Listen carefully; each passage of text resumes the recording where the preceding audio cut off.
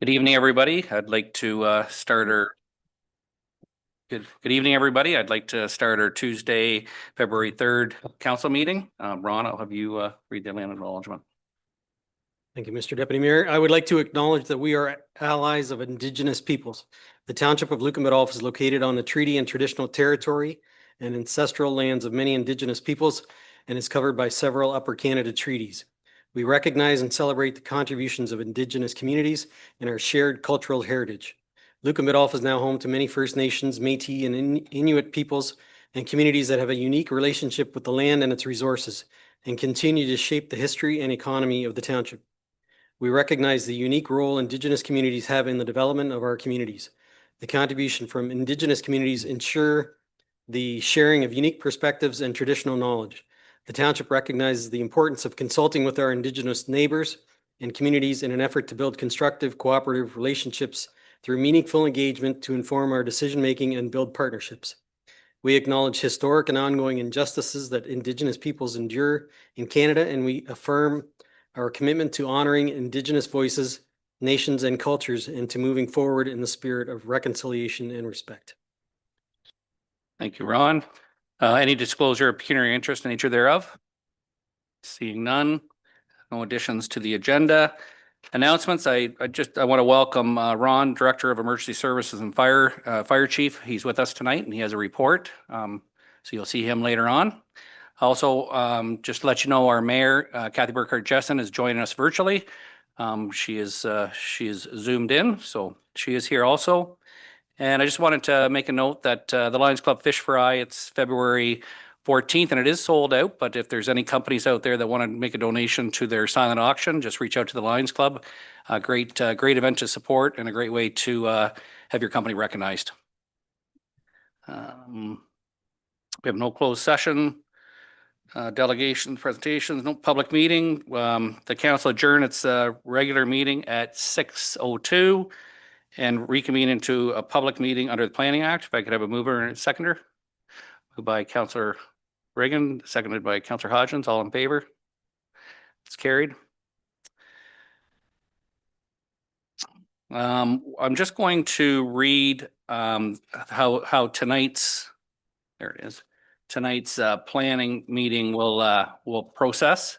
So I've got something here to read. Members of the public who wish to receive any further notifications of any applications being heard or considered today are asked to send an email to planning@lucanbiddulph.on.ca requesting further notification. Please be advised that comments expressed and any written material presented will become a matter of public record for full disclosure. If you have any questions after the meeting on any application being heard this evening, we ask that you direct those to Planner Dan Fitzgerald or Alyssa Soto. Members of the public who wish to speak will be given a maximum of 10 minutes to address council and provide comments on the application. Please note that all questions and comments shall be directed to the chair of the meeting. In keeping with our procedural bylaw and our zone policy, I would remind all of our meeting participants to use respectful language and decorum throughout the meeting. The order of the proceedings for each of the Planning Act in front of us will be as follows. First, I will ask the planner to explain the purpose of the application and hearing and present the staff report. Then the public will be given an opportunity to ask questions and or provide their comments. Please state your name and address so that comments can be reflected in the minutes. The municipal clerk will then note additional comments received by circulated agencies and public not included in the planning report. The committee may then ask questions of the applicant and or staff. All questions and comments shall be directed through myself as the chair. I will then ask for further consideration of motions regarding the application. The application before us tonight is filed on behalf of the Township of Lucan Biddulph and applies to all lands within the township. Tonight's application is being received for information only at this time, and Jennifer is going to be presenting. Thanks, Jennifer.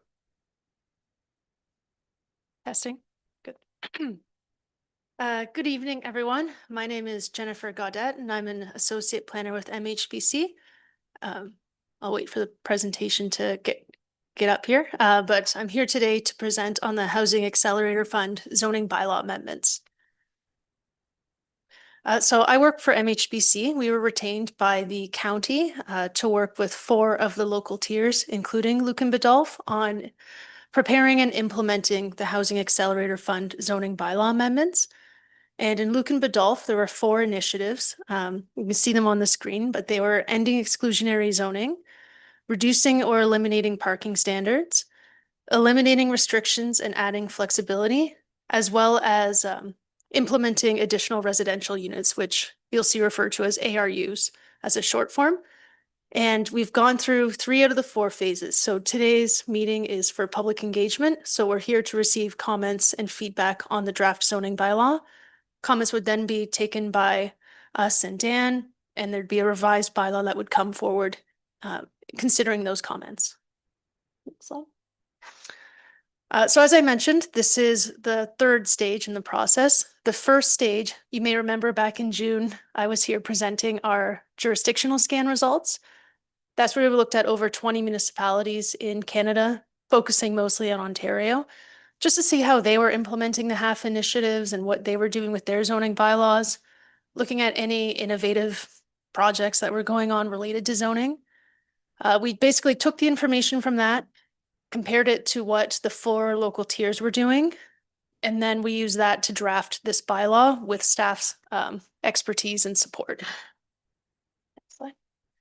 So as I mentioned, we're in phase 3, and phase 4, we're hoping to move forward to very quickly just because of the HAF timelines that they impose for the funding. Next slide. So ending exclusionary zoning, this is the first of the 4 initiatives. And essentially what it means is permitting additional residential uses and sort of combining definitions, harmonizing as much as we can so that it's simple, and making sure we permit a full range of housing options within the residential zones. So the proposed amendments that relate to this initiative are adding permitted uses and also altering the definitions. So these are the proposed additional permitted uses to each of the residential zones. So for example, in the R1 zone, you would still have the single detached and home occupations permitted. These would be additionally permitted uses, and similar for the R2 and R3 zones. The second initiative is regulatory flexibility, and this is essentially your actual zoning regulations, so lot coverage, height, setbacks, etc. And the intent is to promote intensification. I think there should be one. Yeah, one. That one. No, go the other way. Sorry. There. Thank you. So essentially, there's more detail if you look at the charts and at the draft zoning bylaw, which are appended to the staff report. But in general, to promote intensification, we're looking at reducing minimum lot area and lot frontage, as well as altering some of the setbacks to reduce them, increasing maximum lot coverage to 45% as the maximum, removing minimum floor area requirements. And just to note that the building code does have minimum sizes for dwellings, and so it's sort of redundant to have it in the zoning bylaw. Revising the minimum amenity area for lots in the R2 and R3 zones, or for projects. So if you have more than 4 units, you would be subject to the minimum amenity area provisions. Regulating height by housing form. So it essentially goes from 10.5 meters to 15 meters, and what you get depends on which type of housing you would be looking at developing. And then revising the maximum number of dwellings per lot. Which brings us into the third one, which is the ARUs, the additional residential units. Now, these are essentially what you could think of as like basement apartments, or an apartment in an addition or in an attic, as well as within accessory structures. So you may be familiar with granny suites. Those are temporary versions of ARUs. ARUs are intended to be permanent. So the Planning Act already requires that these be permitted in urban service residential lots. And then there was recently an official plan amendment, which you may be familiar with, which allows ARUs to be implemented. And the county did just a couple weeks ago, they passed their OPA, which is now at the province, which also addresses ARUs. So most of the provisions you'll see in the bylaw are right from the county's OPA. So there are separate regulations depending on if you're proposing an ARU in a serviced or an unserviced area. This one isn't for service that you're seeing on this slide. So you'd have a maximum of 2. My understanding is that that would be adjusted to comply with the Planning Act, with the county OPA coming into effect. So that would be a red line. But for now, we have to conform with our official plan here. There'd be a maximum of 2. And then these are the regulations if you are building it in an accessory structure. Otherwise, it would obviously be within the existing dwelling, or in addition to the existing dwelling would have to conform with all of the, setbacks, max lot coverage, those sorts of provisions.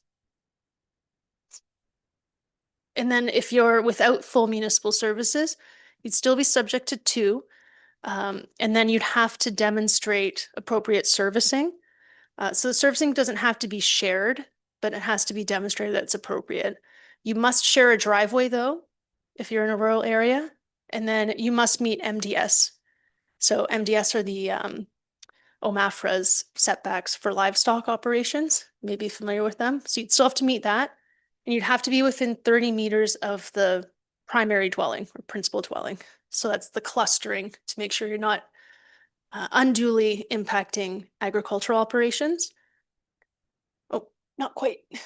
There's also the concept of reverse ARUs. So that's where you have an existing dwelling and you're looking at building a new larger dwelling and turning the existing dwelling into the ARU.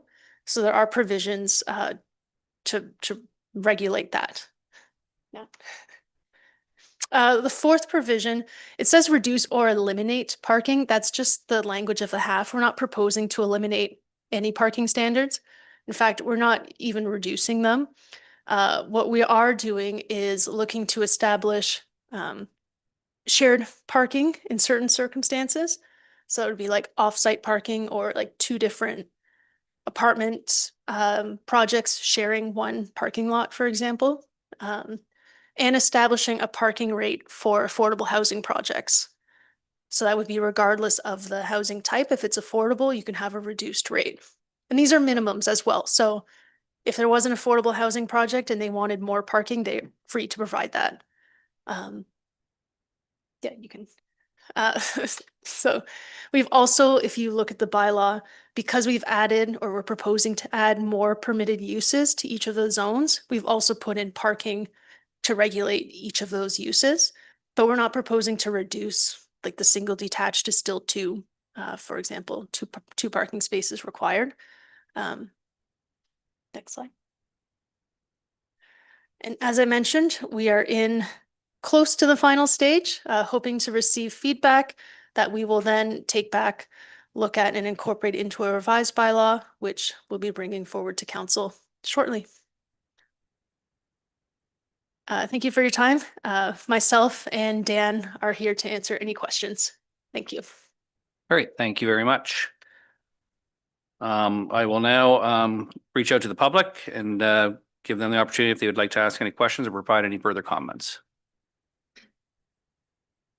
See? Yep. Okay, if first, whoever would like to come first and then just state your name and address or, yep. And just, if you could just turn on the button on that mic, there you go. And then Thank you. Kathy will be able to hear you then. Hi, Kathy. So my name is Amanda Jackman and I'm a resident of Lucan. I've been here for about 16 years. So what else did I have to tell you? Address 107 John Street. You're welcome. So I apologize. I was at the optometrist earlier today and my eye is dilated, so I can barely see right now. So a couple of questions that I have just regarding this presentation. So first of all, is that presentation available for the public? And yes, is it online right now? So through the chair, it's not online right now, but we can certainly add it to the agenda. No, it wasn't part Oh, of the agenda, gotcha. just the planner's report. So Okay. I can distribute that to you by email afterward. That would be great. And I would think that it's probably should go on the website. If we're talking about transparency, we should probably include it there for anybody who couldn't show up Yep, today. as well. absolutely, Okay, absolutely. great, thank you. That would be helpful. And again, partially because I can't see it very well. Okay, so 10 minutes, I understand, isn't a lot of time to ask questions. And honestly, I can barely read my notes. So another question that I have is, this is for information tonight. Can we send you questions after this? Is that okay? That's okay. Okay, great. When is this feedback due? Because I know that's their next step. So through the chair, we do have a quick turnaround on, unfortunately, on timing. So any comments or questions we would kind of ask for by the end of the week, if we Oh, yeah. could. Myself, Alyssa, and Jennifer can be made available for discussion. If you want to more holistically just kind of discuss the proposed policies or any potential concerns or questions you may have, we can certainly do that as well. We're always available to discuss. Okay, so by the end of the week, meaning business day Friday? So that's 3 days from this council meeting. That's not a lot of time. What is the reason for such a quick turnaround?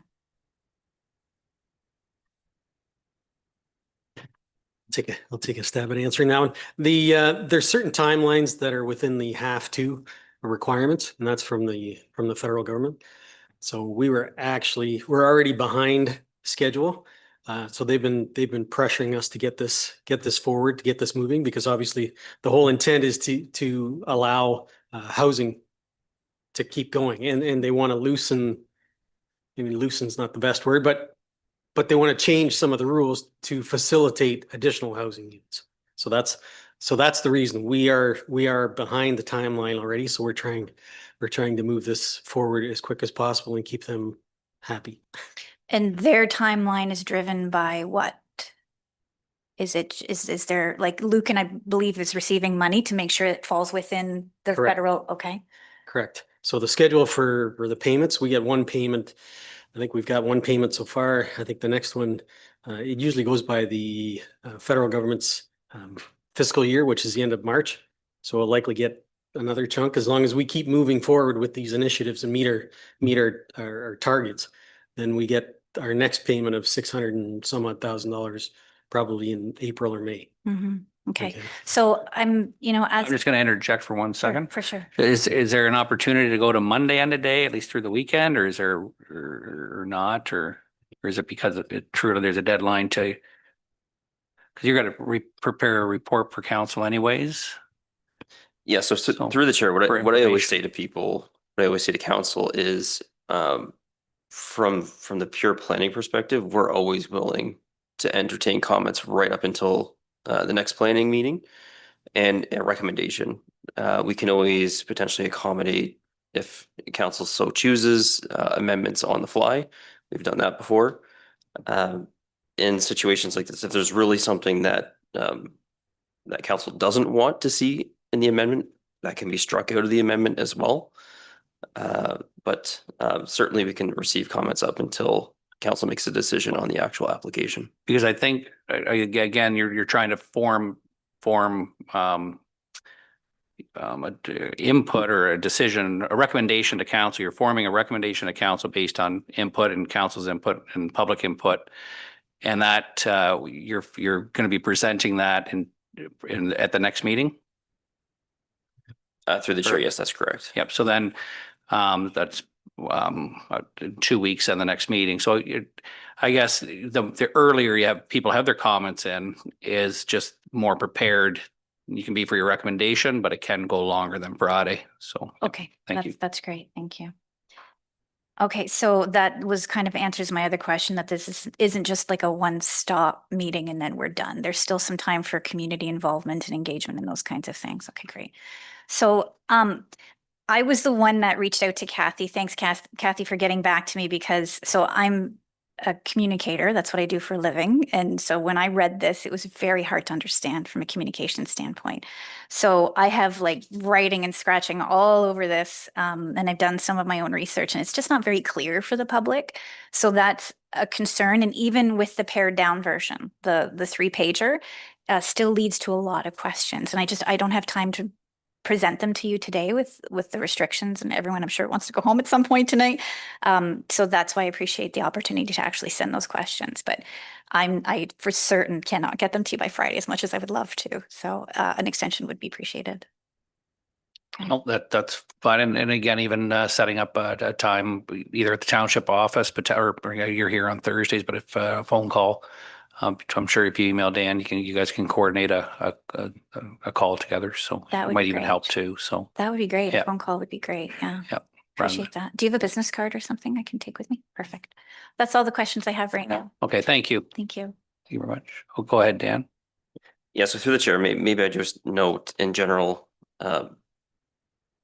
like the planning process is obviously very complex. And there's a lot of stuff involved in it. And certainly when it comes to these type of more comprehensive housekeeping amendments, there's certainly a lot of information that's coming forward. And it is, I do understand, part of the CMHC program for the have to funding. But you're very much right. There's a lot of information that's in there. It is hard to pare down. And I think generally just having those conversations really helps people to kind of understand what the provisions actually mean for the community. Much of the provisions that we see proposed within the have to zoning bylaw, I would say are generally our current standard practice for zoning when we see site specific zoning applications come in. So we're not saying in any instance that you can have a single family home and then 4 units next door to it. What the zoning through the half amendment does is something called form-based code zoning. And again, I know this is well above everyone's head. But what form-based code zoning really is at the end of the day, just broken down, is zoning based on the parameters of the size of the lands and the determinative amount of development. So the number of units you can actually get on the land is basically determined by your setbacks, your heights, the amount of coverage you can have for a building on the lot, the amount of parking that you need for the number of units on the lot. So really at the end of the day, it's primarily driven by the actual physical lot characteristics rather than just prescriptive zoning saying you shall not have more than this or this or this.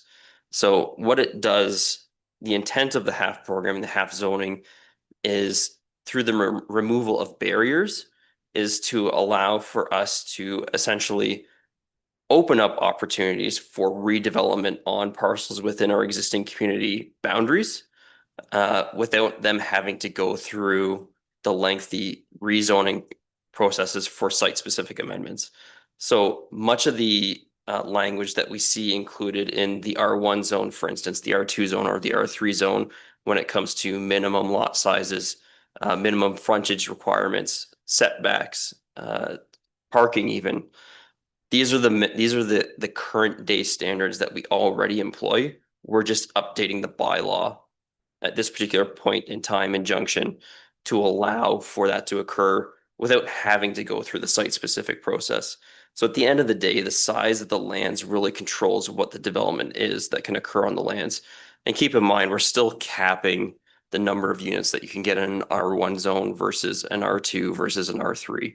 You can't build an apartment in an R1 zone next to a single family home. At the end of the day, it's going to be, this is the footprint that can cover on the property. So 45%, let's say, you still have to provide the same number of parking stalls that you had to provide previously. You still have to be set back the minimum distance that you had to be set back previously. It's more so situations where we see the redevelopment of parcels, such as, we saw one on Chestnut Street where they wanted to build 4 semi-detached units. The lot wasn't large enough to accommodate those 4 semi-detached units, but really we had to force them through that red tape process to get a site-specific zoning bylaw amendment because the existing R1 zone did not permit semi-detached units. So really what this does is it allows that opportunity to allow for potential other format of housing within those zones, but only in such situations that, again, the lot is big enough to accommodate that development. They can still meet the parking requirements. They can still meet their lot coverage requirements. So we're not from our perspective, from the planning perspective, yes, we are making things easier for people, but we're not really intensifying the development. Those standards are already the standards that we employ today. So I think Thank you, Ann. Sorry. Since you left your mic on, I'll let you come back to Well, it. thank you.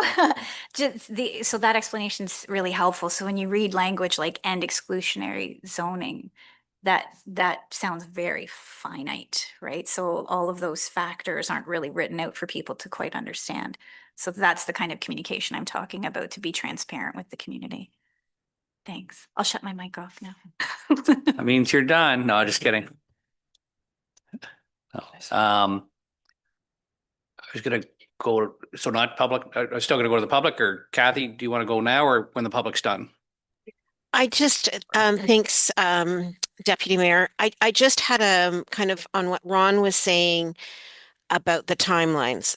So if, I guess maybe I'm just looking for some clarification at this point on that. And the timelines, I believe a report is due to the feds February 20th.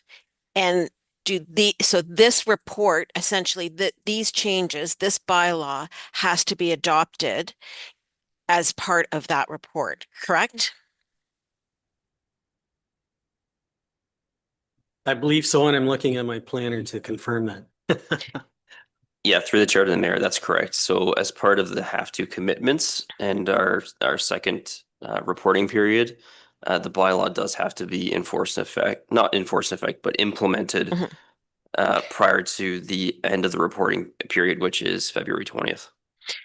So I'm just thinking for any members of the public that are in the gallery, it that is part of the timeline and the time crunch that we are under, and that's why we are so tight on getting feedback back from the public, because we do have a report that has to be in by the end of the month. Yes. Yep, exactly. Thank you, Kathy. I'll reach back out to the public. Now, anyone else from the public? Yep. Come up and just if you could state your name and address for the records, and then, yep. Hi, thank you. My name's Andrena Tilgner. I live at 123 Nicoline Avenue. Got a little hot spot in our neighborhood. I just have a few quick questions, and there were some things that kind of piqued my interest when I was reading through the document. So I had some questions or perhaps suggestions. The first is I do have a problem when considering the timeline that we're giving the public for response. If we're meant to be folding in public feedback for this, giving the public essentially 3 days to respond or provide feedback isn't a lot of time. I'm just curious, how long have we been working on this amendment for already?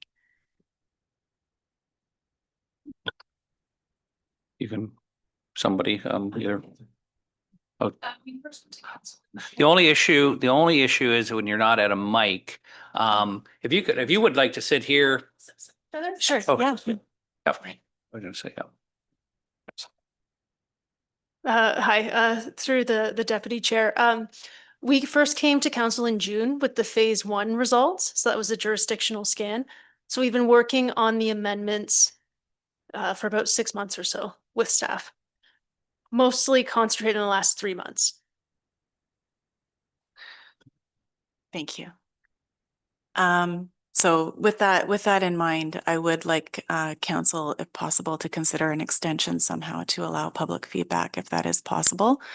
Yeah, I'm just gonna interject there. So I think we're gonna take that back to 3 days, because it sounds like, again, it can be right up to the time in 2 weeks till our next meeting. The sooner it will help form the decision or make help the planning, take the input, the sooner the better, but it can be given right up till the council meeting. It's just the sooner the better to take that and consider it. So yeah, no, go ahead. Thanks. Now, just to the part that piqued my interest. So, noting that the parking standards were under discussion in this document, I thought it might be a wonderful opportunity to consider where parking would be, or parking requirements would be modified with regards to how far away dwellings are from public transit. And it would be a wonderful, deliberate planning item to attach access to public transit to the opportunity to reduce the parking, if that's what was being considered. I think that would incentivize public transit development, and also encourage the densification along public transit lines. That was my one item that I wanted to discuss. So that is the last thing I have to say, but if anybody else, I'm willing to cede the rest of my time if anybody has any more questions. No. So you'd like Dan to comment on? Yes, please. That would be great. Thank you. Yep, Dan. Yeah, so through the chair, I think, I don't want to speak on behalf of my other planning colleagues here, but I would 100% agree with you. What we would love to do is tie the reduction to parking standards to public transit. And that's quite honestly what we see happen in a lot of larger urban areas where we're talking about transit-oriented development, basically. So they increase and intensify in transit nodes where there are those higher order transit operations that run on consistent schedules. So, we see that in downtown London where they have zero parking requirement because they have the consistent busing system within the city. The unfortunate reality that we live in is we just don't have public transit. We have, I believe, one line that runs to London. If it's still funded, I don't even know. Okay, which is great, but I don't think we can call that a higher order transit Right. at this particular point in time. So that's something that we would definitely consider in the future if we got to that level. In this particular instance, the parking standards that when we say reduce, eliminate, that provision is really dominated towards the larger urban centers through the HALF initiative program. We know in our rural settings that we have to maintain parking. We don't have an option. Otherwise, we need vehicles to get around because we don't have higher order public transit. So in our instance, we looked at maybe not necessarily reducing our parking counts, but looking at potential alternate options that could potentially reduce a development's parking count.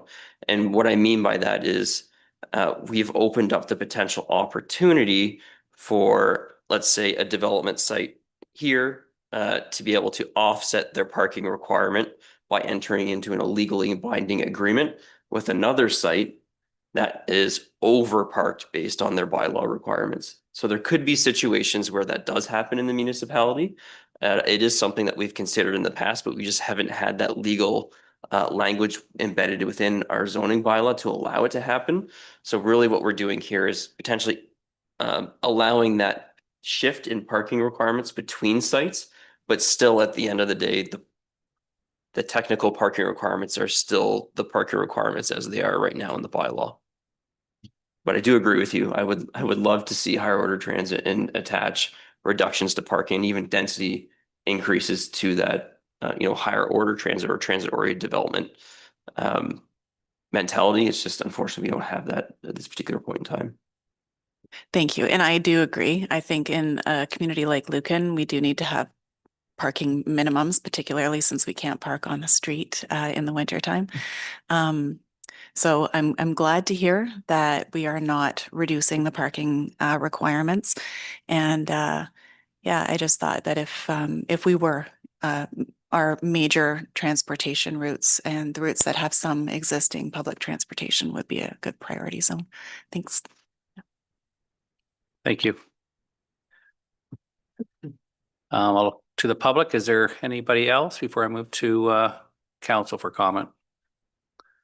Okay, I do want to just, I guess, comment on the notice of this. I was asking Tina, like the notice of the public meeting was published on the website and social media January 14th, which is within the required 20 days stipulated by the Planning Act. So, and I forget which one of you commented, I think through social media, which again, Dan, plug your ears, a lot of planning jargon and put it in plainer language. And it was an attempt which was, I think, a little better communication. And I think tonight's meeting is probably even plainer understanding of this. So so again, there has been time for the public to, as you have done, to try to get to plainer language and are here tonight. So I hope those are watching tonight, and then again, and extending that to our next meeting for input, forming the recommendation. So just, I don't want you to think that, certainly the proper notice was given to the public. So that's all I wanted to say. Okay, so I'm going to now, sorry, I believe Dan has a comment.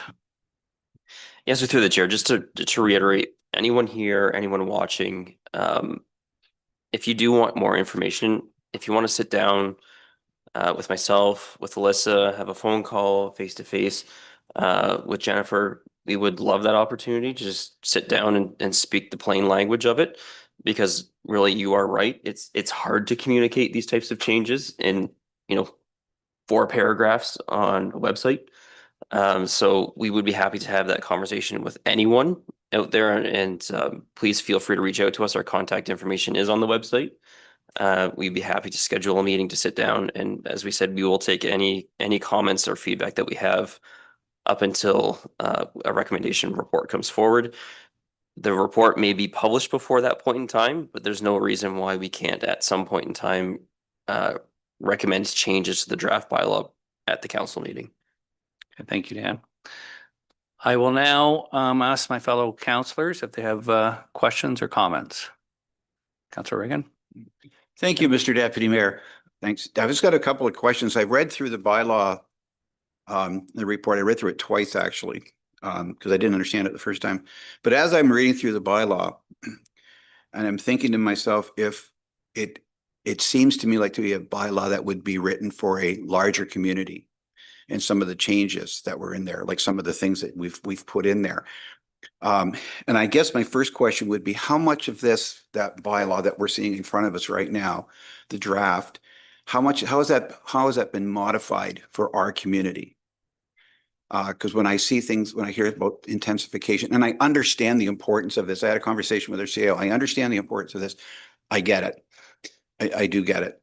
My issue would be is when people are moving to Lucan, I'm not sure what I know what people are looking for when they come to Lucan and to Lucan Biddulph.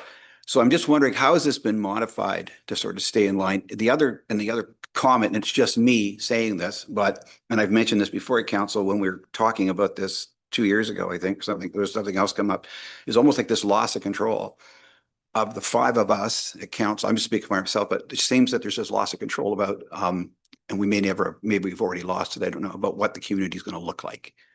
So that's my concern. But so my first question is, I want to know how much has this been modified to be specific? Because it sounds like a very standard kind of bylaw that would apply to Kitchener or Toronto or Windsor. But I want to know how it would apply to Lucan Biddulph. Okay. Yep. Jennifer. Thank you. Through the deputy chair. So the phase 1 scan did look at a variety of different size municipalities, everything from smaller village types up to like London, Guelph, Edmonton. So while we looked at all of the larger municipalities, we didn't tailor this bylaw specifically to what they had. But we did make an attempt across the 4 local municipalities. So the other ones are Strathroy, Caradoc, North Mid, and Middlesex Centre, to try to harmonize them as much as we could across those municipalities. So there are still unique characteristics between each bylaw. For example, the heights are different, but max lot coverage is the same across the 4 at 45%. The ARU provisions are the same because they come from the county. But we didn't reduce setbacks. There were about 3 draft bylaws that went back and forth between us and staff, and we tried to reduce setbacks further, and staff altered them to be larger. So there were considerations for local development, and you are correct that both the feds through this program and the province have taken a more direct approach to housing lately, and have been Ford, for example, through some of his changes, or his government's changes, the ARU provisions are guided by the restrictions that they've put in to the Planning Act and into the associated regulations. So some ways that we could have regulated ARUs are no longer available because of changes at the provincial level. So I think that's a common concern across Ontario. And I'll let Dan, if you have any other comments. Yeah, so through the chair, staff, like planning staff across the county, certainly worked hand in hand with MHPC when we looked at these bylaws. We had many sessions and many fruitful discussions about how we maybe agreed or disagreed with certain provisions that were proposed. So when you talk about how much was this tailored specific to Lucan versus, let's say, another community, there are unique differences in this particular draft of a bylaw, say for the Lucan context versus the Middlesex Center context. And those relate back to primarily things like parking standards, setbacks, and potential coverage requirements. So we did have regard for how council has made decisions in the past and the vision that they've had in various planning applications. And we have tried to tailor them to the local communities as much as we could, respecting the fact that we have to work within a certain parameter. As Jennifer noted, the government has implemented certain regulations on us and we don't have a choice. But a great example of that would be in Strathroy-Caradoc in Middlesex Center, they're permitting 3 additional residential units as of right. We are only 2 residential units, ARUs as of right. So we did have a context-based lens to it of the local community and where development goes to the certain extent that we could, is what I would say. Okay, thank you, Mr. Deputy Mayor. That's it Nothing for right now? now. I'm good for a minute. Yep. Councillor Westman? Yeah, through you, Mr. Chair. So a couple of things popped into my head while I was reading through it. And with intensification, obviously there's going to be a heavier load on our wastewater, water, stormwater management, streets, and all that sort of thing. I'm just wondering also, as people develop properties with the ARUs, that's going to put a load on our building inspection people and just to make sure that everything's done to code. Because retrofitting an older building or an established building with additional apartment spaces or whatever is going to be a bit of a struggle to keep things like fire codes and things like that. So I know that's going to kind of add some additional strain on our building officials and you know, the additional with the intensification is going to put more load on our infrastructure. I'm just wondering, how do we contain that so that we don't incur a bunch of costs down the road? I mean, and will there be development charges? Will there be additional tax revenue to offset all that? So that's my thought. So I guess, go ahead, Dan.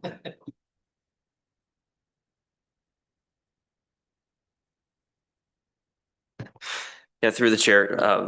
So I'll try to unpack a bit of that. So just the final question that you kind of had is like, what's the impact, I think, to the municipality as a whole in terms of development?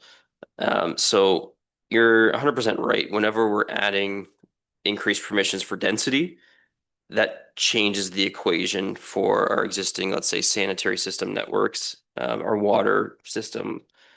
So that's something from, you know, our engineering design guidelines perspective, we'll have to have consideration for moving forward. When, say, we have new subdivisions coming forward, we may say, okay, well, you know, the traditional subdivision would look at a 3.5 persons per unit perspective for service demand.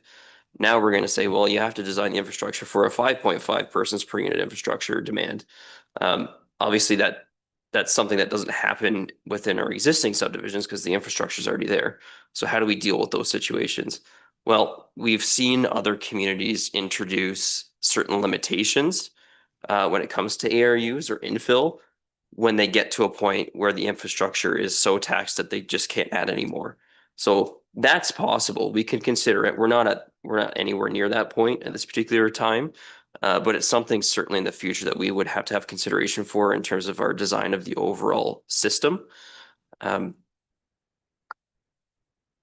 there anything else in there? In terms of the development charges, I think was kind of another question. So when it comes to additional residential units, under the revisions to the Development Charge Act, we can't charge development charges for ARUs. That's right from the province. So one of our attempts through the bylaw was to differentiate what an ARU is versus something like a semi, a duplex, a triplex, or a fourplex. And one of the main reasons for that is that in the latter, we can charge DCs for those unit types, but not for ARUs. So that helps us kind of differentiate what the uptake is on our existing system and then design it appropriately for the development charges moving forward. I would also note ARUs have been permitted as of right since 2022. We haven't had a single application at this point in time. So we are going to see an uptake in them eventually, but I don't think we're going to see, 5,000 units come through the door tomorrow kind of thing. It'll be a slow uptake in the system, and I think we'll be able to adapt with the changes and assess our existing infrastructure to make sure that we're on top of everything and we know that what the demand is, and we're not taxing the system too much. And if it does get into a situation where we need to say, we're at max capacity in this neighborhood, we need to, let's say, put an interim control bylaw in place until we figure out what we can do from an infrastructure perspective, or maybe it's just we can't approve any additional units in this particular subdivision because the infrastructure is just entirely maxed out. That's something that we can certainly do at that time, but that's just a monitoring thing through the process. Thank you. Jennifer, you want to add to that? Through the chair, just adding to, for the urban residential areas, there is a proposed bedroom limitation for ARUs of 3. So no matter how you configure the ARUs, you can have a maximum of 3 bedrooms. So that's also an attempt to limit the impacts on servicing, because then you'd have less bathrooms, kitchens, etc.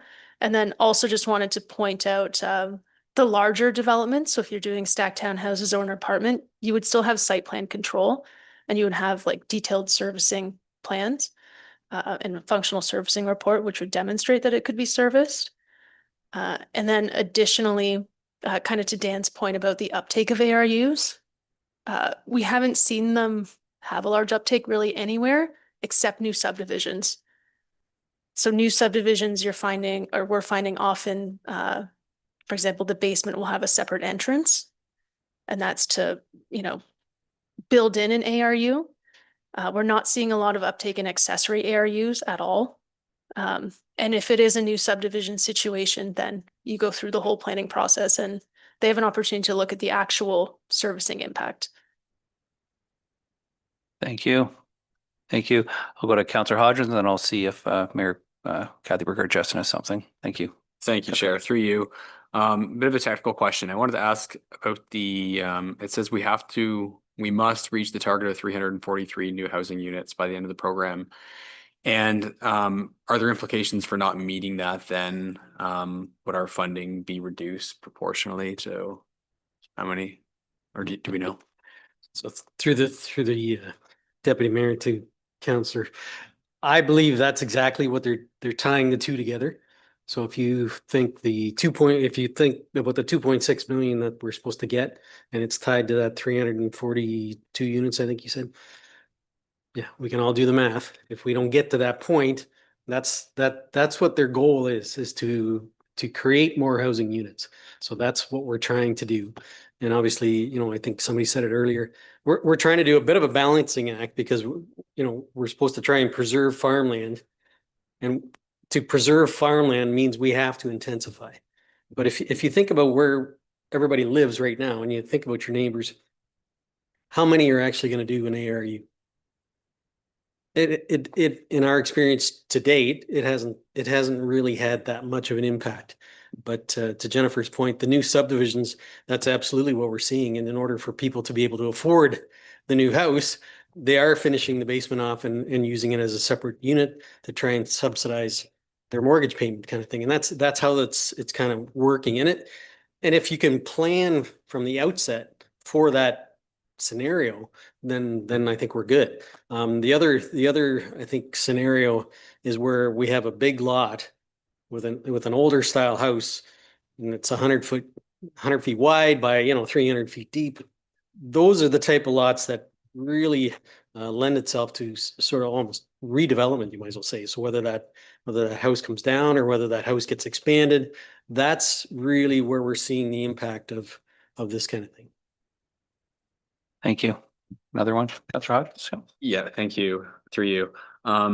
Yeah, just looking at that 343 new housing units number.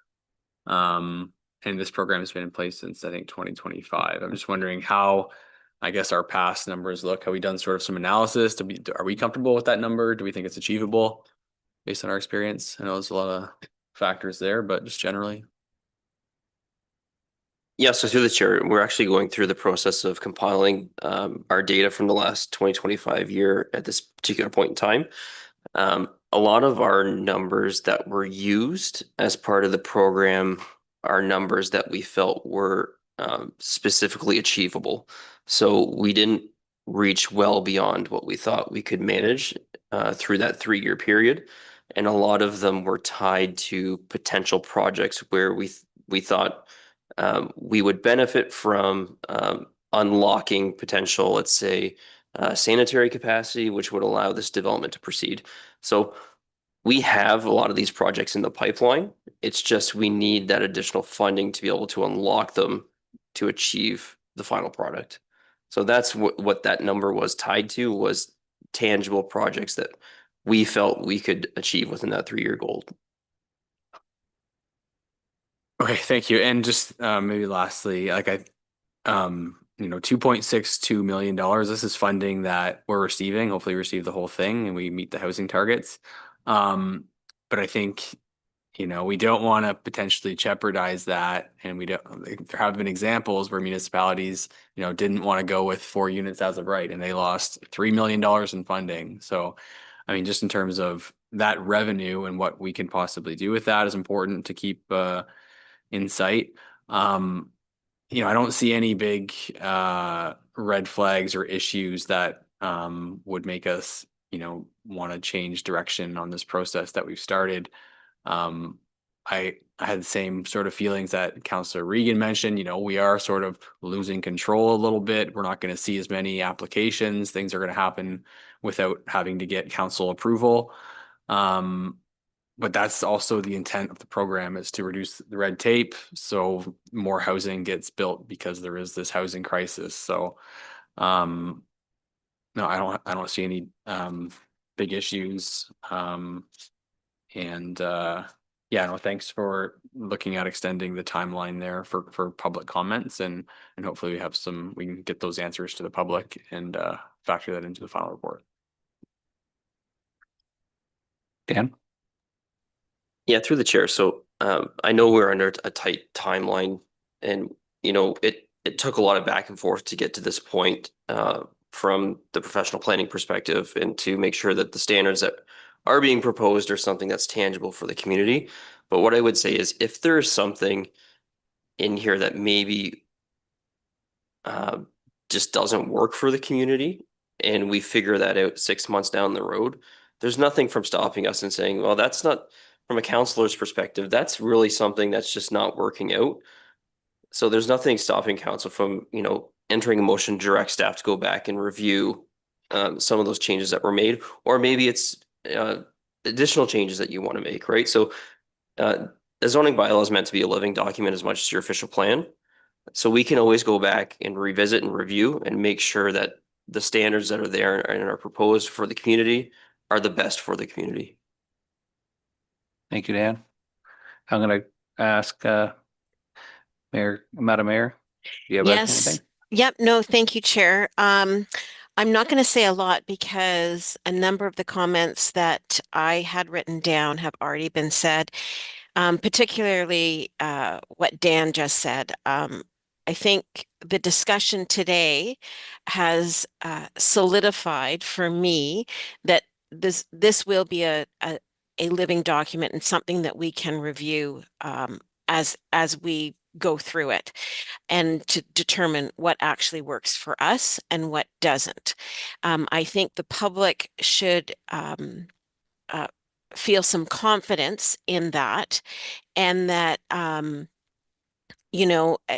yes, it's a tight turnaround. There's no question, but that doesn't mean that we can't revisit this 3 months from now, 6 months from now, as the process is going out. So I appreciate Dan's comments, and I really want the public to feel confident in that.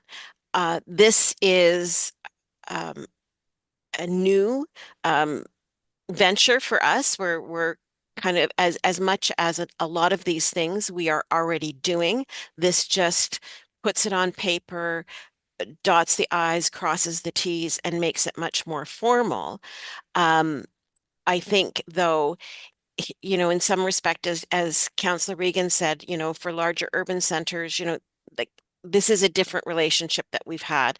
And so it will be something I think that council will want more updates on and want to have more of that communication. So as much as we feel we might be losing something, I do feel that there will be a lot of communication back and forth between staff, council, and then the public. But I did want to just confirm, and it might just be me not understanding, the clarification on the ARUs on the maximum number of bedrooms. I believe Jennifer said it was 3. So if I've got 2 ARUs, that's essentially 3 bedrooms in each ARU, or 3 for the 2 ARUs combined. Yeah. Yeah, so through the chair to the mayor, it's the way that the provisions drafted in the bylaw right now is that the bedroom limit for all ARUs would be 3. So the intent is that you could have, say, 1 3-bedroom unit, 1 2-bedroom unit, or and a 1-bedroom unit kind of situation. Okay. Just like, so the total number of bedrooms total. between all the ARUs would be 3. And that's consistent with what we're seeing in other jurisdictions right now because of some issues that they've run Yes. into. Yeah, and I wanted to make sure that's how the interpretation was, because certainly it was highlighted from a neighbor of ours, some, I don't want to say trouble, but maybe some limitations that were pushed on a particular planning application. So again, that should give confidence to residents that we're not going to have these ARUs with a number and numerous peoples in them.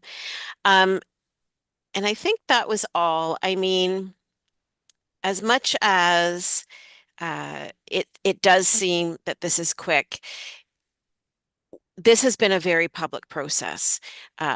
Going back to when we first started talking about applying for this funding. So that was a council discussion, and I think that was discussed a number of times. And then, of course, the report that was brought back in the summer, and then Dan highlighted this process in the fall. So it has been a public process, and I don't want to diminish the tight timeline, but I do believe that council has been as open and transparent with the process as we can be. And it was highlighted, Ron mentioned about the intensification, and I know that, you move to a small community and you expect a difference than our larger urban communities. And certainly, I don't want to be boxed in wherever I choose to live. But I also do think for communities like Lucan and Lucan Biddulph that are small communities in rural settings, we actually have more of a responsibility to intensify where we can, because we cannot say on one hand, we protect farmland and then continue to spread and sprawl. And I believe that this bylaw will help us to be able to balance the needs of our growing community while respecting our agricultural community. That's it at this point. Thank you, Madam Mayor. Before I comment, is everyone else satisfied with what they've heard? Yeah. I guess I just want to say, thank you for the public input and comments, and thank you to council. It's been a great conversation for Dan to form his decision, and we'll be taking future input. So that's good. In conversation, I guess I don't want to reiterate what everyone said, but I guess one thing that hasn't been said is a lot of these things are being done today, but it's more red tape, more expense, and a longer timeline. So this isn't reshaping our community. What we're hoping is, one, if an individual is doing this on their property for a loved one, that it's faster and less expensive and not the bureaucracy, because they're going to get to this anyways. And also for a developer, you just hope if they're doing something that they're going to pass the savings on to the purchaser. And because at the end of the day, I think the Chestnut is a great example of council and I feel our community accepting that project with proper setbacks and putting that there. It's just this hopefully will bring the cost down from the government side and red tape, and not be reshaping our community. So that's my comment. I've got here that council received report number PL-01-2026 for information. If I get someone to moved by Councillor Reagan, seconded by Councillor Westman. All in favor? And it's carried. I recommend a motion here that council adjourn the Public Planning Act meeting at 7 o'clock and reconvene its regular meeting. Moved by Councillor Westman, seconded by Councillor Hodgins. All in favor? It's carried. Thank you. Adoption of minutes. That the regular council meeting minutes for January 13th, 2026 be approved as circulated. Can we get someone to move and second that? Moved by Councillor Reagan, seconded by Councillor Hodgins. All in favor? That's carried. Thank you. So thanks everybody for coming out. And again, you can always stick around if you want, but feel free. You can zoom in later. Take care of your vision. Hope you're not driving. All right. Very good. Thank you. Take care. Okay, moving on to the consent agenda. I guess I will ask, there is a lot of information there and good information of the activity reports by staff. I don't know if anyone had any comments on that. Yep. So with your permission, I had mentioned, I just wanted to ask a question about 9.5. Which was the, sorry, Chair. Yep. Oh, it's just the County of Middlesex, the official plan adoption, the Yep. amendment. There was just something when I was reading that, I'll have to bring that back up. They were talking about, maybe Dan or Ron could help me with that. So the purpose and effect, it referred to the fact that they reflect the plan, the official amendment plan said that they were taking a look at changes for the next 30 years in the communities. And I'm just wondering how that affected us, because I know we're not 30 years out. Our last plan, I don't think, was looking at what we were doing for the next 30 years. And I was just concerned about how that would affect us. And it was just a question I had on it. Wasn't sure I understood that. So if Dan or Ron could answer, maybe Dan. Dan, you want to take that? With your permission, thank you. Thank you. Yeah, so through the chair, great question. So with OPA 4, well, let me back up actually. With OPA 3 that the county just did, previous was a response to the changes that the province made to, at that time, the provincial policy statement 2020, which incorporated a 25-year planning horizon. So when we undertook the comprehensive review here in Lucan with OPA 10, we implemented that 25-year review timeframe when we came up with our land needs assessment for Lucan specifically. Fast forward in 2024, the province released the provincial planning statement, which replaced the PPS 2020. And through that revised document, they changed the planning horizon from 25 years to 30 years. So OPA 4 at the county's level was effectively a response to the provincial's changes through PPS 2024 to ensure that we conformed with the new provincial planning statement. So as part of the growth horizon, we were required to project potential population projections out 30 years versus what we did with OPA 3 and in Lucan's official plan amendment, which is OPA 10. So I think your bigger question is probably, well, how does that relate?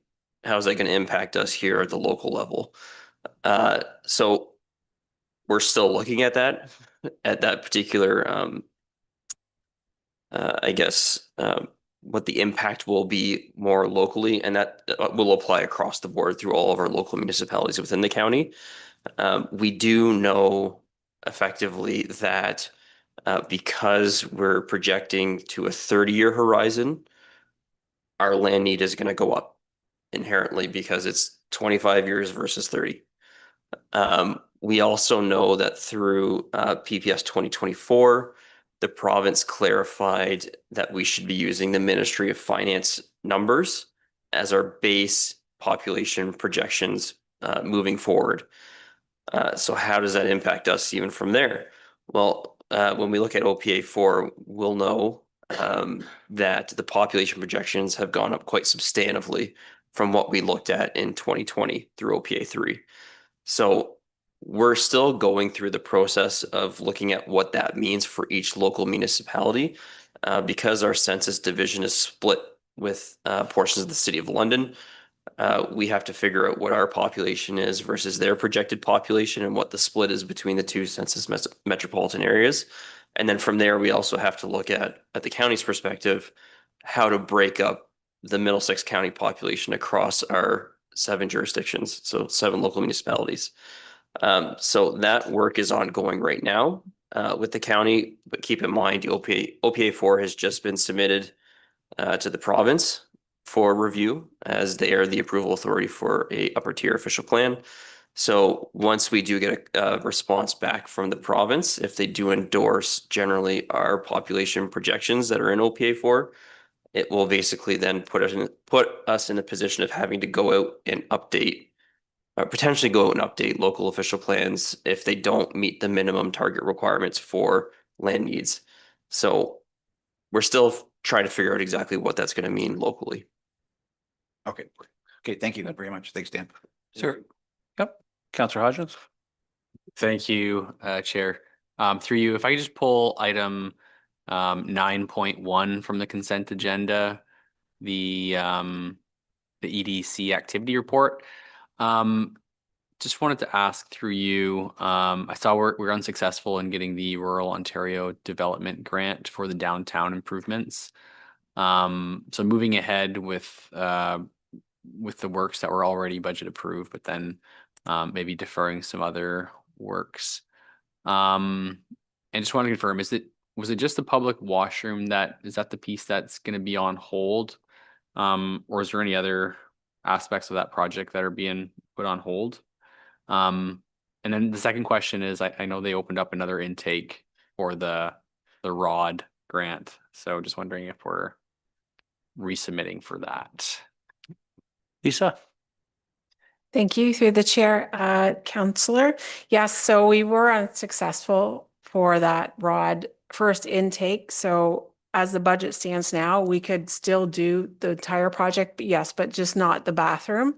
So we would, so that we could do our markets again, we would have a portable for the summer again. So that's kind of the solution for now. We are looking at reapplying for intake 2, which is due the end of February. So we can try again. We can add the same things, or kind of, we're going to relook at the application and get some feedback and reevaluate, but definitely we'll reapply come the end of February. Okay, thank you. Lisa. Anything else? No, that's it for me. Thanks. Okay, I've got that the consent items 9.1 through 9.13 listed on February 3rd, 2026 agenda be received for information. Mover and a seconder. Moved by Madam Mayor. Oh, no, she did. Yep, she did. Madam Mayor Burkhart Jessen, seconded by Councillor Hodgins. All in favor? That's passed. Thank you. Correspondence. There's 10.1 to 10.3. Did anybody have anything they wanted to discuss there? Councillor Westman? Yeah, I would like to encourage that we issue a letter of support for reform to the sentencing, parole, and public access to the Ontario Sex Offender Registry. To keep our community safer, and I think that's kind of an important one. Okay, and then I guess I'll look to Tina, and if that'll be something that, yeah, go ahead. So I would just look through you, Chair, to Councillor Westman, if you're looking to move a motion to support the town of Wasaga Beach in their reform for sentencing, parole, and public access to Ontario Sex Offender Registry. Yes. Okay. Yes, I We would. got a mover and a seconder for that then? Yes. I got a move by Councillor Reagan, seconded by Councillor Westman. All in favor? That's carried. Thank you. Anybody else? Councillor Reagan? I did ask for the 10.2, the support for enhanced school bus safety. Well, I asked council for a motion to support that. And there's a letter, if you've scrolled down on the actual letter from North Grenville, Merrickville, Wolford. There's an actual attachment to that, sort of a template letter that can be filled out and used and sent as well. But I believe I know that there's been a couple of concerns in the community about school bus safety. This is for the stop arm camera systems, just encouraging that. And I know that I've met with a couple of residents, that was last year. And of course, it's a lot of our students, our young students, are on those buses every day. So I think it's important for our community because I don't know what the percentage would be, but I think it's important for those for us to move forward and to support this. Okay. So I believe I have a motion. Yep. Thank you. I'll let Tina just Please confirm Thank you. which way you'd like to go, and then she'll read it. And I'll just read the recommended motion here. That Council of the Township of Lucan Biddulph directs staff to endorse the letter provided from Municipality of North Grenville regarding municipal support for school bus safety and stop arm camera systems, and forward same to the Premier of Ontario and Minister of Transportation. If I get a mover and a seconder, moved by If I move Councillor that, Reagan. please. Yep. Seconded by Councillor Hodgins. All in favor? And that's carried. Thank you. Thank you, Chair. And and Madam Mayor Burkhart Jessen, go ahead. Yeah, and thank you, Chair. Just, I guess it's the third one, and it has to do with the letter that came from the county regarding the proposed amendments to the Canada Post Corporation. Just as an update, they did have a delegation at Roma with expressing concerns. However, Canada Post is under federal jurisdiction. So I'm requesting that we use the letter that is included in there as support that speaks to the impact of Bill C-15 to libraries across Canada, and that letter then be sent to our local MPP, Minister, Government Transformation, Public Services and Procurement, and the Minister of Tourism, Culture and Gaming. And I would also request that we also send a copy of the letter to MP Peter Fragiskatis.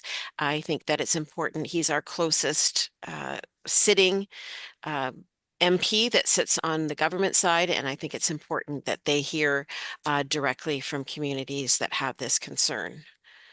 So I would appreciate Okay. support for that. I'll have Tina read the recommended motion that you're recommending. Yep. Through you, Chair. Well, I think Mayor Kathy did a great job of reading the motion. I Oh, will joke. just go ahead and clarify. So that Council of the Township of Lucan Biddulph directs staff to endorse a letter of support as provided by the Middlesex County Library Board regarding the impact of Bill C-15 to libraries across Canada, and that staff be directed to forward the letter to our local MP, MPP, Minister of Government Transformation, Public Services and Procurement Canada, Minister of Tourism, Culture and Gaming Ontario, and Peter Fregascatos. Okay, if I could get a mover and a seconder. Moved by Mayor Burkhart Jessen, seconded by Councillor Westman, all in favor, and that's carried. Thank you. Okay, that recommended motion, sorry, Striking that in. there is no, gotcha, okay. I just move on. So now just go on to CDC, right? Yep, community report, yep, CDC, was there anything to report? We're having a meeting on the first week of March and I'll report to council at the next council meeting. Okay, thank you. Lake Huron, nothing. Fire board. Fire board. Minutes included, nothing, yep. ABCA, UTRC. Yeah, thank you. Through you. Nothing to report from the board of the ABCA currently, but I would just note that a few weeks ago I did join a meeting at the City Hall in London with a group of municipal mayors within the Upper Thames River Conservation Authority watershed. And it was just to talk about the upcoming changes, get an update from UTRCA's general manager, and then have some discussion amongst the political or the municipal leaders around the table there. And there was very unanimous, I guess, support for the work that conservation authorities do. And there was some strategizing about how to advocate at the upcoming Roma conference. It was a good meeting, and I think there might be some more communications coming from that group in the future. Thank you.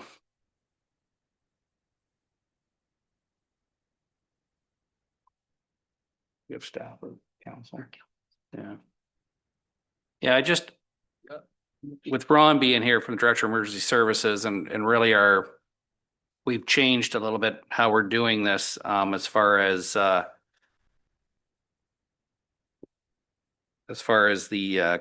consent agenda and the yeah, so his report was listed there. We can talk further on this, but I just didn't know through the fire board if anybody, Ron, maybe want Yeah, to if speak I can to make his a report. suggestion. Yeah, I can make a suggestion. So we should, what council should do is modify, now that we have a formal director of emergency services. So Chief Ron's report could be listed under staff reports. So further down under 12, yes. it could be 12.7 or 12.8, I guess it would be. So the item under 11.4 is just the minutes of the most recent Biddulph Blanchard fire area board. So that was, I don't think it was specifically a report from Tina's just going to comment on something here. Go ahead, Tina.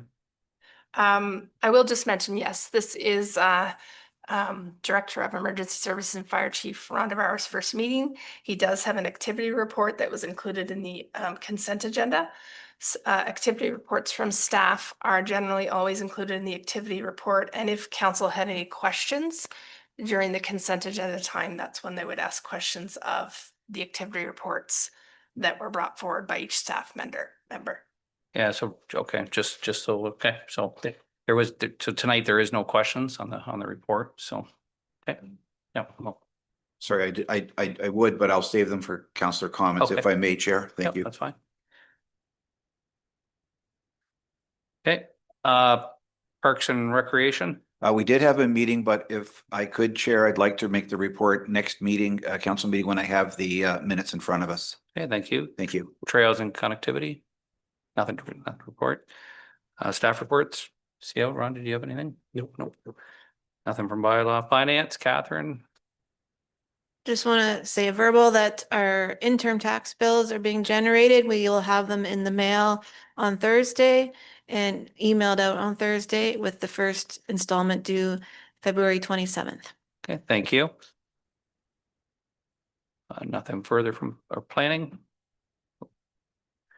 Public Works, Jeff? Yeah, thank you, Deputy Mayor. I got to, And we do have one report, and we're bringing back the asset management plan for council's review and adoption. Now, Jeff, I'm just gonna let everybody know that Andrea Winder is on Zoom right now. And then I'm sorry to cut you off there, but I don't believe she may have anything to say, as opposed to if we have questions for her and yourself, correct? Yeah, that's Okay, correct. okay, She's yep. there, and just in case there's any additional questions for. I just wanted to highlight that for the public. Thank you. Go ahead. Yeah. So we're bringing back the asset management plan. The only thing I would like to actually read into council from my report, that I would like to acknowledge that the AMP is a living document, and conditions assessments is going to be an ongoing part of the plan, as well as capital replacement schedule of equipment and projects will be reviewed by staff annually. Adjustments to the schedule in the plan will be ongoing. And as part of the regulations, council will be updated annually on the status of the plan. So I just wanted to make sure that was read as part of this report. Everything else is pretty straightforward. I would actually open it up to council's questions on the asset management plan. Thank you. I will look to council for questions. I'll start with Madam Mayor Burkhart-Jessen. Thank you. Through the chair, I was very pleased to see this asset management plan presented to us this week. I know that there's been a lot of work that has gone into it to bring it to where it is, and it's an appropriate, I believe it's an appropriate document for Lucan Biddulph. So I want to thank Jeff, and I also want to thank Andrea and her team at Dillon for getting us to this point. But I do have a couple questions. Jeff, you answered my first one just about how it will be updated and how council will continue to find out about it. So you've answered that one. That's great. In the executive summary on page 7, there is a reference to risk and the high risk around the Granton sewage pumping station. I was just wondering if somebody could speak to that and what that is about. Did you want me to just give my list of questions, or did you want them answered one at a time? One at a time. Okay. Okay, I'll jump in there. So the Granton pumping station, which is our is a little station that Granton feeds into, and then it's sent the sanitary flow is sent to in a force main down to the plant. This is an example of updating information and looking at the schedule by staff. One of the things when BM Ross did their evaluation of all our sanitary assets, that little pumping station was built in 2000. But part of our upgrades in 2013 was a new panel, which BM Ross was unaware of when they did the initial assessment of those assets. So the actual life expectancy of that panel was rated poor based on 2000.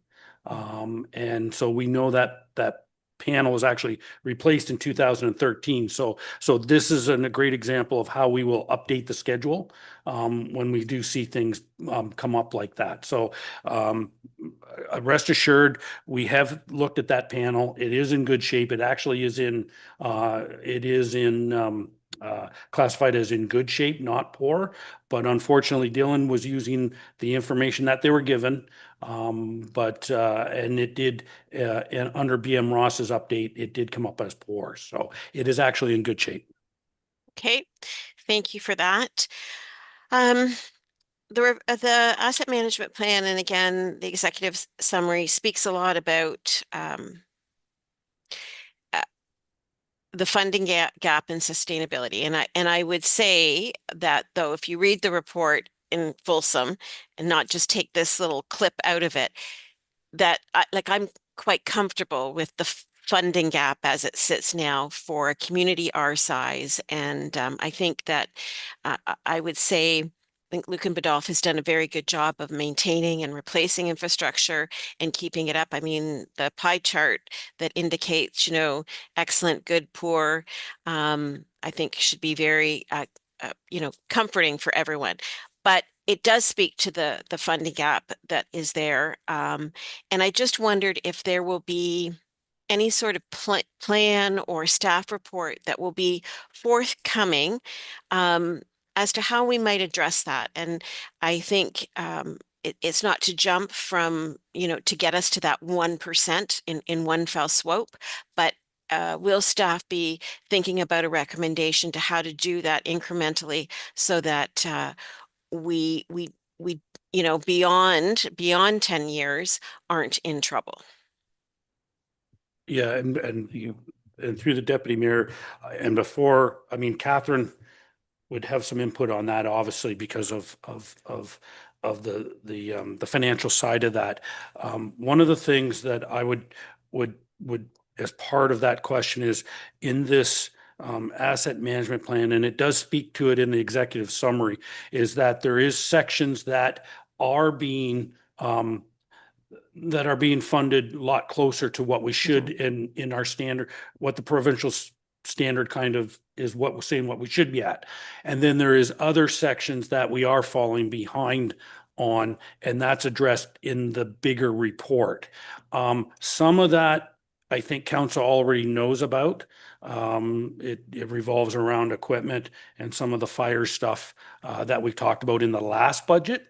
But I know moving forward, when we come around to the budget in 2020 for 27, these are the questions that we're going to have to bring up at budget time at how we address some of the funding shortfalls that we know we've been talking about for a couple of years with the increase in costs and inflation and stuff that we've been talking about. And so we will address some of those things, but unless Catherine, if you would like to. That's pretty much it. Now that we have this document, we can absorb the information and the recommendations in it, and then use this as we go through all our budgeting processes or anything we come up with a project. We need to have a look at what this document is telling us and suggesting and figure out a way forward using the information. And a lot of that will come up at budget time, I would believe. Okay. And then I just want to highlight too, I mean, obviously the asset management speaks to the assets that we have, and it doesn't speak to, future infrastructure. And I think that council needs to keep that in mind, that there's certainly a lot of projects that we have on the horizon that aren't even part of that. When we talk about, further urbanizing Saintsbury, both ends of Main Street, there's like this asset management plan is going to continue to grow. And so while I'm comfortable with it now, we also have to recognize that we are continuing to bring on new assets and new infrastructure. And so this will only continue to build. I saw that the rural road safety audit was pulled out of this, so it's going to be two separate documents. So Jeff, I just wondered how you were going to deal with the rural road safety audit and how that was going to be adopted and how we were going to address it. Yeah, and through the deputy mayor. So that is a document that has been finished and is available. And so I think we should get that to council and to make sure that everybody has access to it now that we know it's there. We were planning on putting it into the asset management plan, but it expanded it and it ended up making the asset management plan quite large. So using that report on the rural safety audit, we will start bringing back projects into the budget discussion that are in the top 10 and have that discussion of how we want to start addressing some of these safety concerns that we do have out there. Considerably, the number one that was pointed out was the Fallon Drive Coursey line intersection. So that'll be something that'll come up again when we talk about budget, and we'll use that audit to bring those projects forward to council. Thank you for that. And I just have one more comment, Deputy Mayor, but just on that audit. It might be good and at a future council meeting just to bring it as a report so that it's easily accessible to our residents so that they're aware of it, maybe more fulsomely. And just one small little edit that we now call the Arena and Community Center, the Lucan Biddulph Community Memorial Center. So it's no longer just the Lucan Community Memorial Center. So that just needs to be updated. That's it. Thank you. Thank you, Madam Mayor. Anyone have anything further to add? No, not seeing anything. I don't know if now is the time to just say what I'm about to say, but it just seems like this asset management plan is onerous, time consuming. I look at, being on council for 14 years. I just feel our staff and our township has done a good job of replacing the high value assets that we've had to budget for. It worries me where the government's going with this. I mean, is it it's costing us a lot of money to do this. It obviously costs us a lot of money to retain Dylan. Going forward, what's it going to cost us? So, is it something that, again, we depreciate our assets and those are like, to me, we're a simple municipality. We don't have a lot of bridges. We don't have an airport. We don't control a cemetery. It's just, we've never had an asset that really caught us off guard. There's future budgeting and assets, as Madam Mayor said, that we need to budget for. But I guess where I'm going with this is, maybe the ministry who's responsible for this, we meet with them at AMO and if staff agrees that, our concern is more, where is this going? And hopefully it's not going to get more onerous. I don't know if they agree with me or not, but it just seems like, from my knowledge, we really haven't had a lot of issues and we're spending a lot of time and money on this due to the province. So through the Deputy Mayor, I do see the value in going through this exercise, and I think there is, and I think we all agree that this is a good exercise to go through. I think the bulk of it has now been done. If we can use this information and plug it into our existing citywide or something like that, if we can better handle the information that's provided to us in this document. And I think on a go forward basis, it's more maintenance. And as you acquire additional assets or whatever, you plug them into the system. I think there's value there, but I think what you're, maybe, and you can correct me if I'm wrong, what you're getting at is what is the purpose of pushing everybody towards this? What's the end goal? I think is what. Yeah, a little bit. And just I've been a little concerned on if they ever decide, how low a value that they want municipalities to go to potentially, but something to think about. Not a decision today. I just wanted to make the comment. And if you feel that if staff sees things evolve, if you feel it's not, real and right, then we should meet with that minister. So we can leave it at that. Yep. And any other questions? I do want to thank Andrea for joining us in case or for this, and appreciate your help in this. So thank you.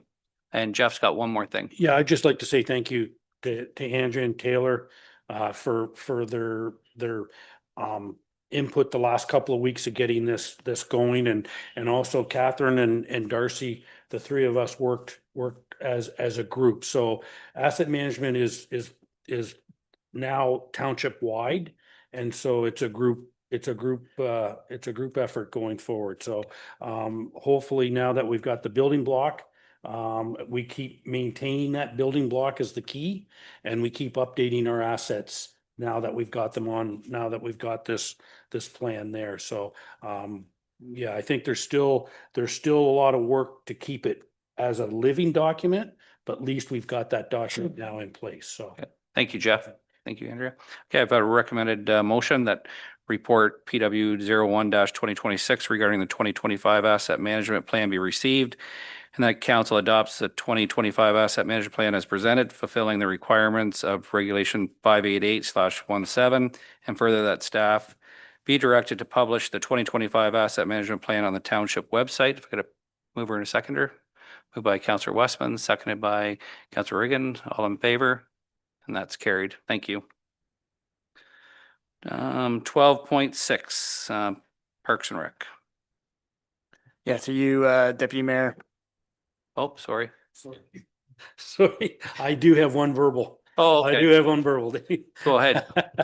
And that verbal is, there is a bylaw that's going to come through on an agreement at the end of the meeting. And I just want to give a little bit of explanation.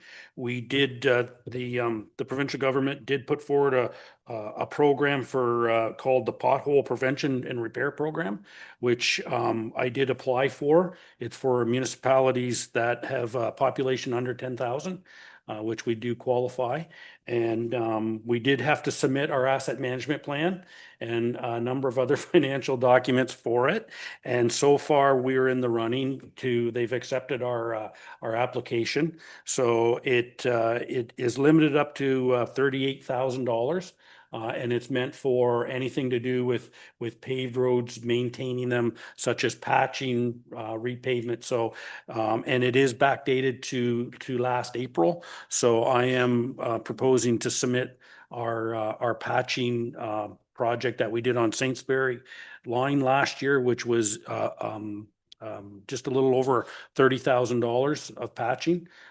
So that's my goal there. So I just want to make sure council is aware of why that agreement is there. Thank you, Jeff. Okay. That's everything. Parks and Rec, 12.6A. Through the chair, my report is Parks and Rec Master Plan update. So it's been a couple months over past a year that we've had the Rec Master Plan adopted. So my report kind of lays it out on where we're at. The attached chart kind of color codes of what we got done in 2025, what we plan to see in 2026, and then some going forward and some of them that'll be ongoing throughout the whole plan. So I do want to say I'm very excited to bring this back as a yearly update, and I will do it yearly from here on in to keep this as a living document and keep moving forward through it. So it's a good reminder to council and myself of the 22 recommendations and where we're at and where we plan to go. So I'll gladly take any questions in regards to it. I will look to council. Questions? Darcy's report. Seeing nothing right off the bat. Councillor Hodgins. Thank you, through you, Chair. No, this is great. I think it's good to keep an eye on this document and not lose sight of these recommendations. So thanks for bringing this report back. And the comments help to kind of identify where things are at.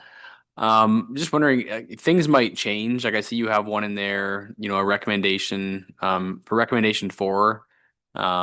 Maybe you have you know, a revision to what was originally recommended, and maybe you want to change course on that. So I'm just wondering, like, is this list going to be somewhat static where we have 22 recommendations and we keep an eye on those? Or, you know, can we potentially add things to this, or does that wait for the 5-year review? Maybe just thoughts on that. Yeah, through the chair. I think we can always add goals and what we want to do. I don't know if it'll necessarily go on this document as a different recommendation. I think there's always different avenues and different things through the budget process that we decide to do as a Parks and Rec. I do hope the list gets smaller as the next couple of years go, that the recommendations get a little bit lower as we get near the end. I think there was one that we were able to get off of in 2025, which was a pretty low-hanging fruit to get someone playground certified so they can do our playground inspections for us. But there will be a bunch happen in 2026 that we'll be super excited about. So I don't see us adding recommendations to this document until we do the revision or the update in 5 years. But I do think there will be some goals and stuff that come up through the Parks and Rec department over the next couple of years that will be outside of this scope, if that makes sense. No, that's great. Yeah, and then I just maybe add, I know it's hard to fit it in a little box, but like there's some in there that are going to be long-term goals, like for example, recommendation 6, acquiring parkland over the next 10 years, and maybe there's like a whole strategy or other things associated with that. So I'm not sure how you can kind of get into all the weeds on some of that stuff with just the comments box. Maybe some of it needs to be reported separately, but no, overall, this is great. Thank you. Thank you, Councillor Hodgins. Anybody else, any comments? No, I thought it was a very, very good report. I guess yeah, it'd be nice to see if you're adding, you're subtracting one. So, but anyways, that's my only comment. I've got a recommended motion here. That report number PR-01-2026 we received for information. Moved by Councillor Hodgins, seconded by Councillor Reagan. All in favor? And that's carried. Anything else, Darcy? Nope, that is all. Okay, thank you. Moving on to economic development, Lisa. Thank you. Through you, Chair. 2 reports in front of you tonight. The first one is bringing forward our final community improvement document, which included all the changes we approved in December. So it's the more public facing document plan that is, opposed to the bylaw. This one's just a little more presentable. So everything's included in there that we approved, and we have a motion to formally activate all the programs within that CIP. We did talk about it again at the last meeting, but this is an actual formal motion to activate those programs. Any questions for Lisa? Yeah, no, Lisa, that was a good report. The only thing I was going to comment on. So some of this stuff, would you be networking with maybe Arnie on, or is this something that you'll be making decisions on what people bring forward, or is this something that ideally doesn't come to, don't get me wrong, doesn't come to council? Is this, I guess, if someone's not happy with your response, then they could come to council. It just looks like a lot of responsibility and knowledge and building and intent. Somebody, yourself will need to have, or not. Or maybe I'm overlooking at this. I don't know. Yeah, through you, Chair. So certain ones obviously are a little easier to approve. Beautification, accessibility will go through building code and certain times, right? The projects, but then the deeper ones, ARUs, those sort of things, we'd involve planning, we'd involve the public works, we'd involve the building officials. So it kind of depends on the application, and we'd pull staff in when it's applicable to that application. And then the actual funding that would be given on that application, which I'm not saying that it would be unbeknownst to council, which is fine, other than your report saying, someone did use this, but it would not come for approval from us. Just, yeah. Correct. That is right. It's a staff recommendation, and we approve them, and then we'll give quarterly updates. Just on Yep. if there was any intake. No, I think it's great. Yeah. I think in certain circumstances, obviously, we'll have probably more discussions depending on applications. So you may know if we have an affordability, let's say, project, a housing project, then obviously there's council involved in those things and planning. So you'll see those things when they come for those certain projects. Yeah, no, lots of stuff there. No, very good. Thank you. Should I read that recommended motion and then move on to your next one, Lisa? I'll read it. And then does no one else have any questions on that? Recommended motion that council receive report number EDC 01-2026 and approves the activation of each program within the community improvement plan, January 2026 consolidated version. Moved by Councillor Hodgins, seconded by Madam Mayor, Burkhart Jessen, all in favor? That's carried. Thank you. And B, 12.7B, Lisa. Thank you, through Chair. So my second report is an annual update on our communications plan that we established in 2023. This is just kind of giving an update on or 24, sorry, my apologies, where we're at in the plan. So the report goes through each of the objectives and outcomes and goals and gives a little update for council. There's some, key things in there I would like to note. There's some policies that will be coming forward. There's a couple in the report that are in for draft that are included in the communication plan as something we would like to do. So there's 2 draft policies included in my report, and there'll be a couple more coming at the next council meeting as well. I just didn't want to inundate council with 6 or 7 policies all at once. Anyone have any questions on that? Madam Mayor?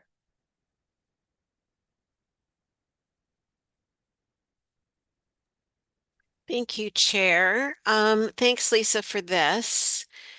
Just in your report, I'm just going to scroll down here so I can see it.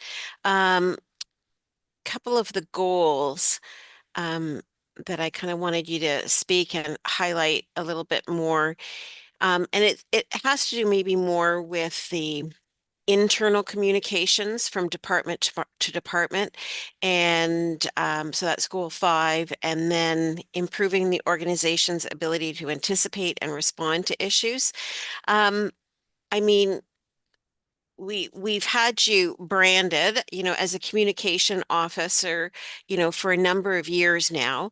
But I would say probably the last few years, once we've adopted this plan, there has been more of a focus on communication and getting our messaging out. And so I'm just wondering internally, if those communications internally have improved to allow you to do your job to get the appropriate messaging out from the departments to our residents. Yes, through you, Chair, to the Mayor, Kathy. Yeah, I mean, it's always a work in progress for sure. We're all busy, and it's definitely, part of my position to kind of keep, asking staff if, what they're doing and what do we need to get out and how we communicate better.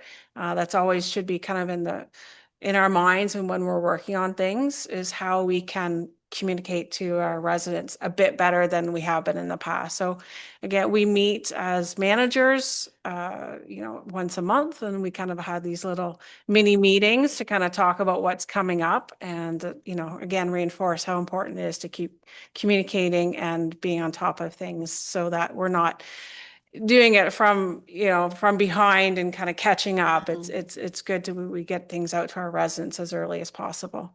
So again, it is a thing that we keep learning and keep doing better, hopefully, each time. Okay, thanks. Anything else from anybody? Seeing nothing, I've got a recommend motion here that report number EDC 03-2026 be received for information. Mover and a seconder.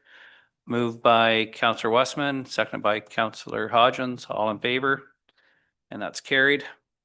Thank you.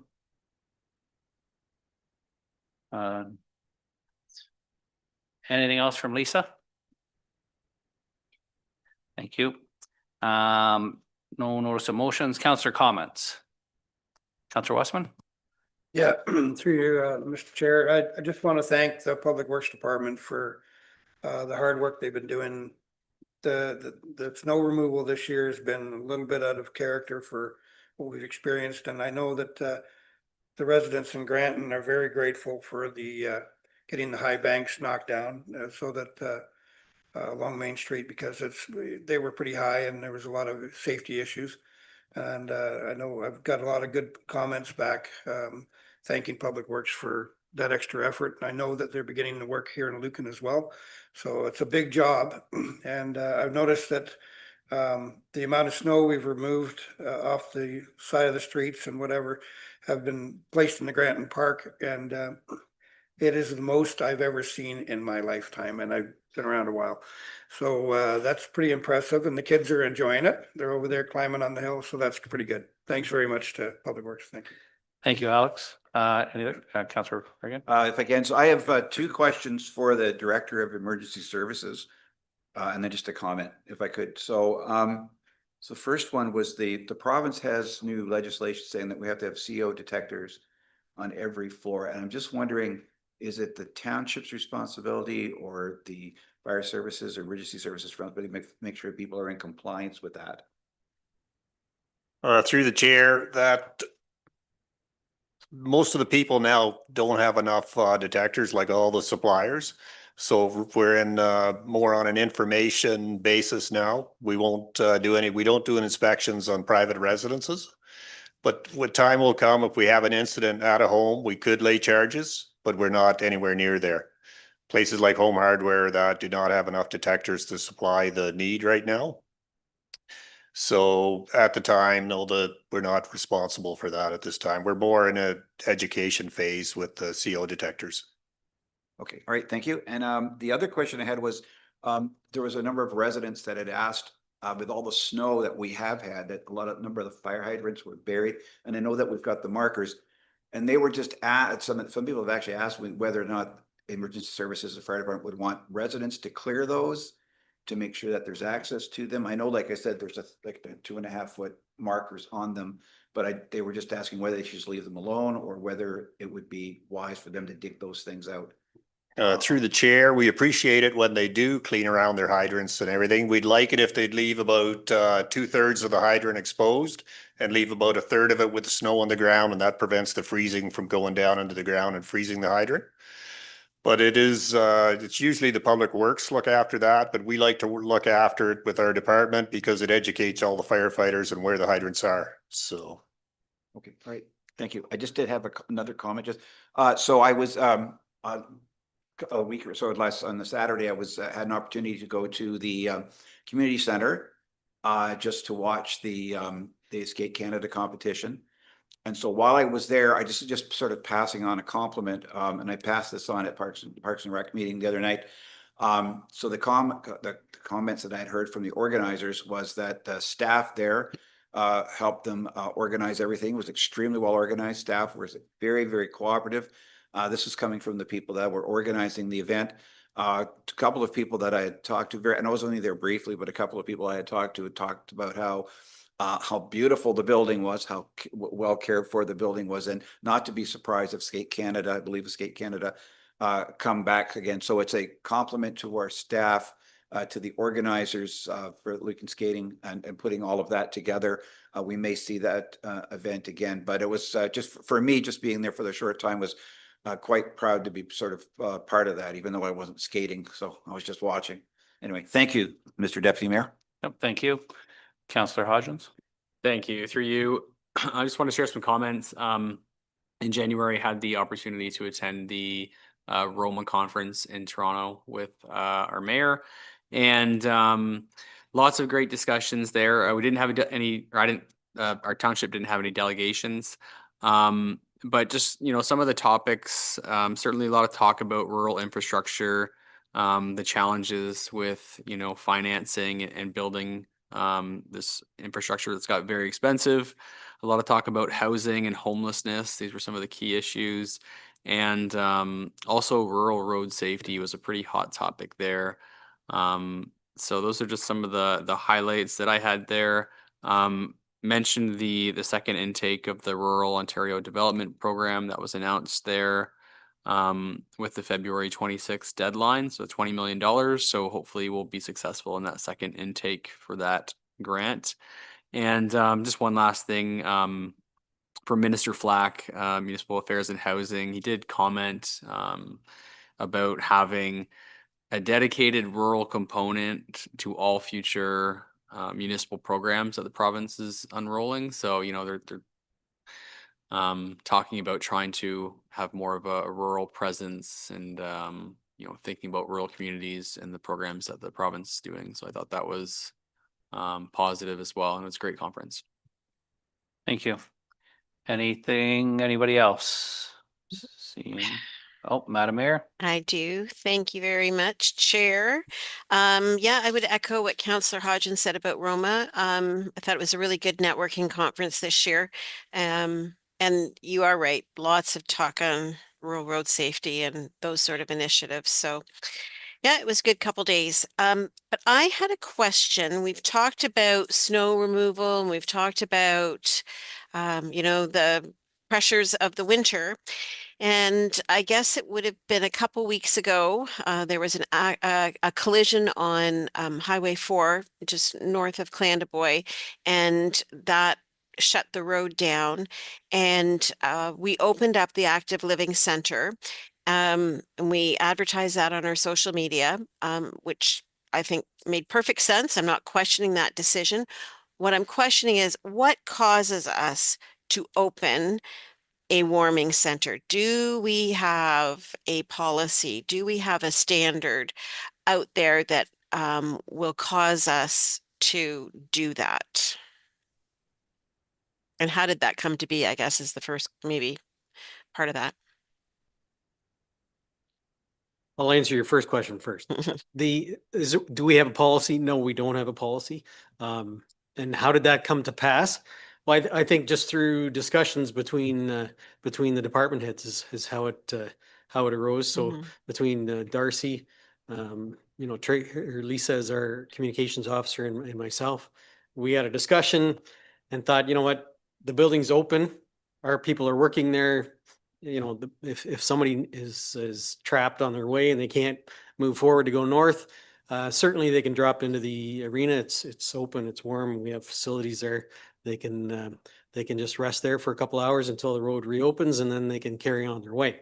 So at this point, like I said, there is no formal policy. Has it hurt us by not having a policy?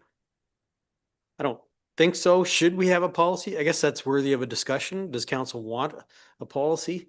I don't know. I think if there was any sort of question as to whether we should or whether we shouldn't, Madam Mayor, obviously I would reach out to you as the mayor and get your opinion on it. But we've been here for quite a while and I think it's working fine. But again, if council decides collectively that you want us to have a policies for the purposes of just informing local residents as to what will happen or how does this happen, we can do that if you wish.